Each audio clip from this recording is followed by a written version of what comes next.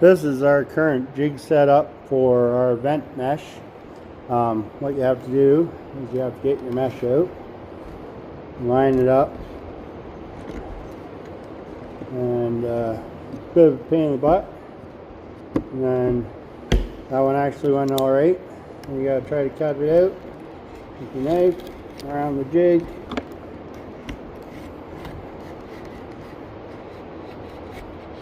That. And there, like that. And what you're left with is a little piece of mesh like that. And gets to be pretty cumbersome at times, so I'm going to try to fix it and make it better. Thanks. So we'll do a little demonstration here of what I figured out. It's not perfect, but it's a little less cumbersome for me anyways. Pull out your mesh, cut around your jig, rip off your excess,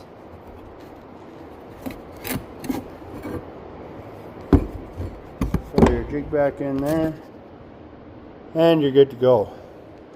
So like I said, it's not perfect, but it is a lot less cumbersome. Starting with the mesh, I took the roll, rolled it back up onto the roll, which they're set right here, and then taped off the end at about 4 inches and cut it, because 4-inch hole that we need to cut.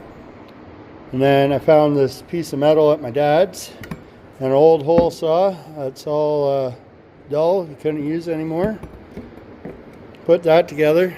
I tried to use the clamp system that we had before, but just wasn't big enough to hold the hole saw.